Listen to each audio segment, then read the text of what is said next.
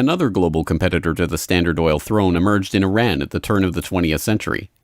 In 1901, millionaire socialite William Knox D'Arcy negotiated an incredible concession with the King of Persia: exclusive rights to prospect for oil throughout most of the country for 60 years. After 7 years of fruitless search, D'Arcy and his Glasgow-based partner, Burma Oil, were ready to abandon the country altogether. In early May of 1908, they sent a telegram to their geologist telling him to dismiss his staff, dismantle his equipment, and come back home. He defied the order, and weeks later, struck oil. Burma Oil promptly spun off the Anglo-Persian Oil Company to oversee production of Persian oil.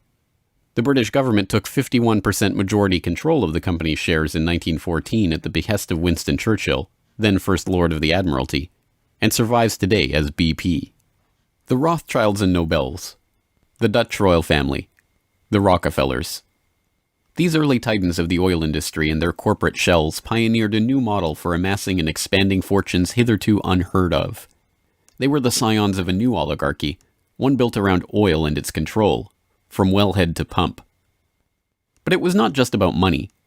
The monopolization of this, the key energy resource of the 20th century, helped secure the oligarchs not just wealth, but power over the lives of billions. Billions who came to depend on black gold for the provision of just about every aspect of their daily lives. In the late 19th century, however, it was by no means certain that oil would become the key resource of the 20th century. As cheap illumination from the newly commercialized light bulb began to destroy the market for lamp oil, the oligarchs were on the verge of losing the value from their monopoly. But a series of lucky strikes was about to catapult their fortunes even further. The very next year after the commercial introduction of the light bulb, another invention came along to save the oil industry. German engineer Carl Benz patented a reliable two-stroke internal combustion engine. The engine ran on gasoline, another petroleum byproduct, and became the basis for the Benz motor wagon that, in 1888, became the first commercially available automobile in history. And with that stroke of luck, the business that Rockefeller and the other oligarchs had spent decades consolidating was saved. Lady Luck intervened again on January 10, 1901, when prospectors struck oil at Spindletop in East Texas. The gusher blew 100,000 barrels a day and set off the next great oil boom, providing cheap, plentiful oil to the American market and driving down gas prices. It wasn't long before the expensive, low-range electric engines were abandoned altogether, and big, loud, gas-guzzling engines came to dominate the road, all fueled by the black gold that Standard Oil, Shell, Gulf, Texaco, Anglo-Persian, and the other oil majors of the time were drilling, refining, and selling. Another existential threat to the vast fortunes of the early oligarchs was to require an even greater effort at social engineering: public transportation. By the end of World War I, private car ownership was still a relative rarity. Only 1 in 10 Americans owned a car.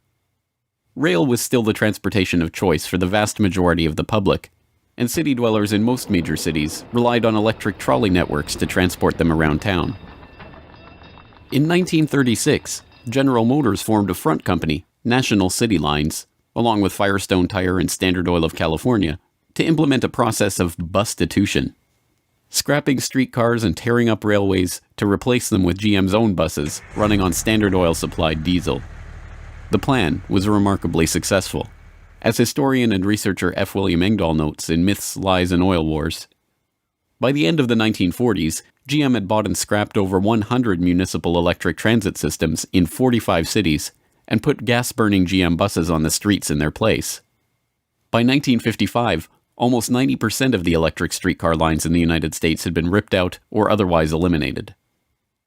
The cartel had been careful to hide their involvement in National City Lines, but it was revealed to the public in 1946 by an enterprising retired naval lieutenant commander, Edwin J. Quimby.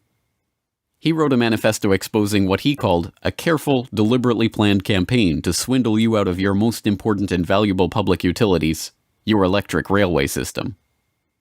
He uncovered the oligarchs' stock ownership of National City Lines and its subsidiaries, and detailed how they had step-by-step bought up and destroyed the public transportation lines in Baltimore, Los Angeles, St. Louis, and other major urban centers.